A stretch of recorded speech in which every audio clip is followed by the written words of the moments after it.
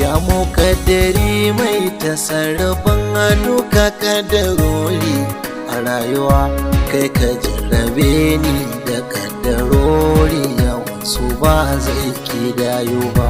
Kai ka jarrabe ni da 'yan uba daga da waje ba ƙididdiga, godiya gare ka almukuta adiru da ba za ta kidayo ba.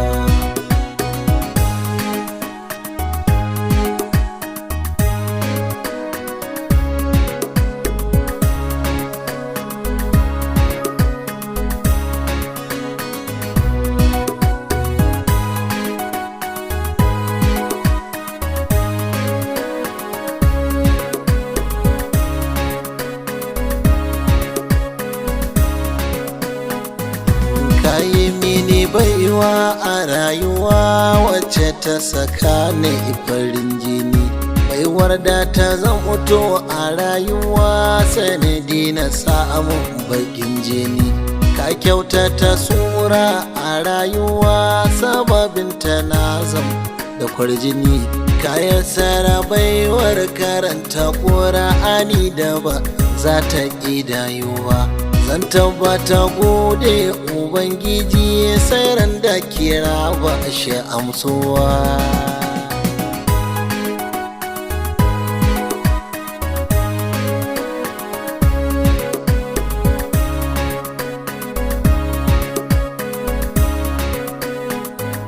Hasada mataki na ɗaukaka tsanin hayewa a rayuwa.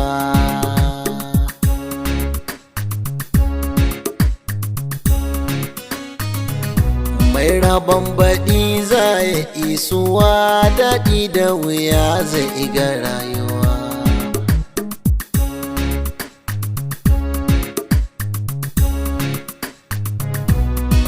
Ko da tsara da sassaka a gamji zai tsoro ya yi tohuwa.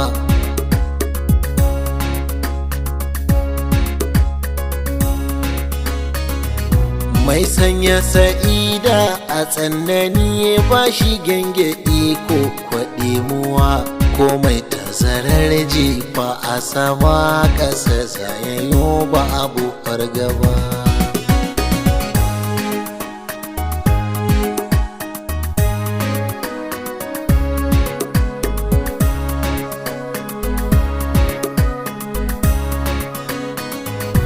Rayuwar tunani tana cika wata ranta zamba ta faruwa, rayuwar mafarki tana cika wata ranta zan mutu da ja'iba. Ƙudiri na khairi na cika ga waɗanda ba su shagaltuwa, nan ga gafalallo bai cika ƙudirin su ba za shi risku ba. Mai tafakuri bu Ubangiji ya zai rabauta ba zai nakasu ba.